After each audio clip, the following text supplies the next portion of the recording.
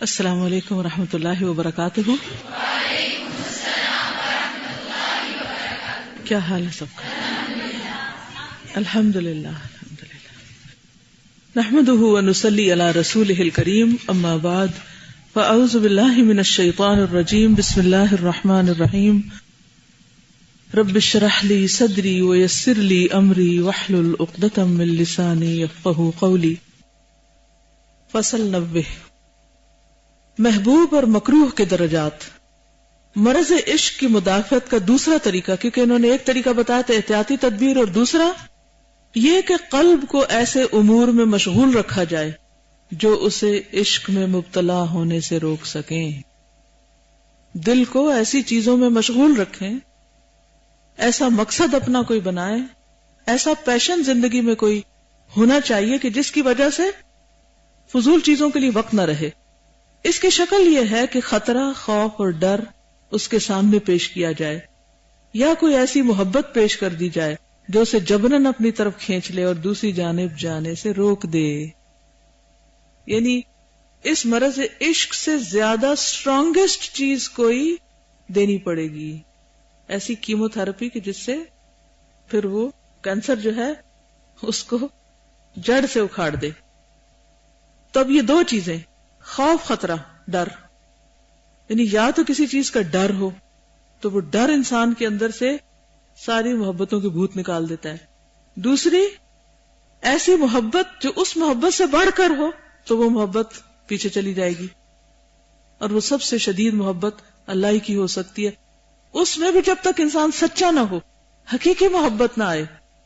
کہنے کو تو دعوے تو ہم سب بہت کرتے ہیں، لیکن حقیقی محبت جب تک نہ آئے تو باقی چیزیں نہیں نکلتی. پھر قلب میں جب تک اس امر کا خوف نہ ہو کہ فلاں چیز کا فوت ہونا اس محبوب و مطلوب کے حصول سے زیادہ مضرت رساں ہے. فلاں چیز یعنی کسی خاص چیز کا فوت ہونا، ہاتھ سے چلے جانا، اس محبوب اور مطلوب کے حصول سے زیادہ نقصان دہ ہے. یعنی اگر میں نے یہ کام نہ چھوڑا، یہ عادت نہ چھوڑی، یہ غلط چیز نہ چھوڑی، یہ برے خیالات دل سے نہ نکالے، تو اس کا یہ اور یہ اور یہ نقصان ہو جائے گا کہ اللہ تعالیٰ مجھ سے کوئی میری محبوب ترین چیز چھین لے گا، یا وہ چیز جو میں زندگی میں چاہتا ہوں وہ مجھے نہیں دے گا. تو انسان اس ڈر سے پھر کیا کرتا ہے کہ مجھے نہیں چاہیے کچھ اور.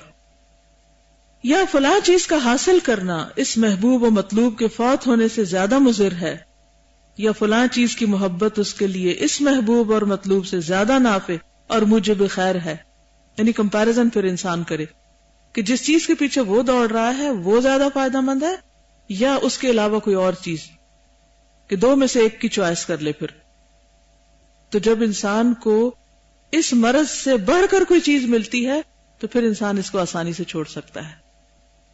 یا فلاں چیز کی محبت اس کے لیے محبوب اور مطلوب کے فوت ہونے سے زیادہ مفید ہے، تب تک یہ حقیقت اس کے سامنے نہیں آتی. لازمی طور پر وہ صورتوں اور شکلوں کے عشق میں گرفتار رہے گا، یعنی ظاہر پرست رہے گا. اسی لیے آپ نے دیکھا کہ بہت سے لوگ فلم سٹارز کی اور معلوم نہیں کس کس کی محبتوں میں گرفتار رہتے ہیں، حالانکہ سوائے ان کی تصویروں کے اور کوئی چیز ان کے پاس ہوتی نہیں. اس کی شرح توضیح یوں ہے کہ نفس کسی محبوب اور مطلوب کو اس وقت تک ترک نہیں کرتا جب تک اس کے سامنے اس سے کوئی اعلیٰ و برتر محبوب اور مطلوب نہ آئے. جب تک اس سے برتر چیز نہ ملے وہ اس کو نہیں چھوڑے گا. یا اس سے اس امر کا خطرہ اور خوف نہ ہو کہ فلاں ناگوار چیز یا فلاں مصیبت اور مشکل جو سامنے آئے گی اس کی مدافعت اس محبوب کے فوت ہونے سے زیادہ مضر ہوگی. ایسا شخص دو باتوں کا محتاج ہے.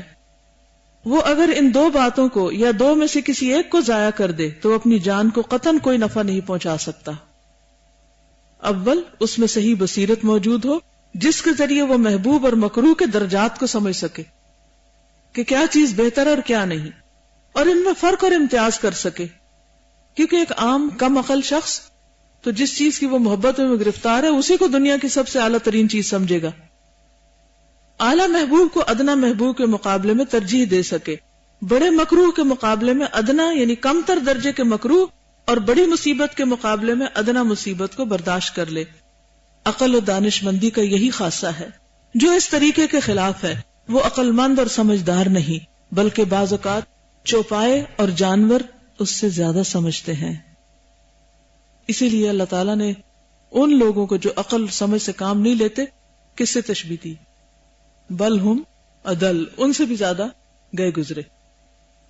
دوم، اس میں عزم و ہمت اور صبر و استقامت کی پوری قوت ہو تاکہ پوری ہمت سے وہ کام کر گزرے، اور جو کام چھوڑنے کے قابل اسے چھوڑ سکے، یعنی قوت چاہیے. اور یہاں جو بھی بات ہوئی تھی نا کہ جب انسان ایک ایسے کام کو کر گزرتا ہے جو اللہ کا مطلوب ہے تو اس کے اندر ایک قوت آ جاتی. یہ قوت اگلی برائی کو پکڑنے میں مدد دیتی. پھر وہ دفاعی نظام مضبوط ہوتا جاتا ہے نا جب، تو پھر وائرس کو خود بخود وہ نبٹ لیتا ہے. دیکھا گیا ہے کہ بسا اوقات آدمی ان امور، ان قدروں اور قدروں کے تفاوت یعنی فرق کو اچھی طرح سمجھتا ہے، لیکن اس میں عزم اور ہمت کی کمی ہوتی ہے. یعنی بعض اوقات اللہ نے یہ عقل تو دی ہوتی ہے کہ اچھے برے کا فرق پتہ چل جاتا ہے، نیکی بدی کا فرق پتہ چل جاتا ہے، لیکن پھر وہ اس چیز کو جسے وہ حاصل کرنا چاہتا ہے حاصل نہیں کر پاتا، باوجود اس کے کہ اسے پتا ہے یہی فائدہ مند ہے. تو اس کے لیے کیا ضروری ہے؟ عزم اور ہمت. حرص نفس عزم و ہمت کی کمی اور خست کی وجہ سے نافع ترین چیز کو خسیس ترین چیز کے مقابلے میں ترجیح دینے سے قاصر ہو جاتا ہے، گھٹیا خسیس. ایسا شخص نہ خود اپنی جان کو نفع پہنچا سکتا ہے نہ کسی دوسرے کو. اللہ تعالیٰ امامت فی الدین کا درجہ صرف اسی کو عطا کرتا ہے جو صبر اور یقین کا حامل ہو. فرماتا ہے وَجَعَلْنَا مِنْهُمْ أَئِمَّةً يَهْدُونَ بِأَمْرِنَا لَمَّا صَبَرُوا وَكَانُوا بِآيَاتِنَا يُوقِنُونَ.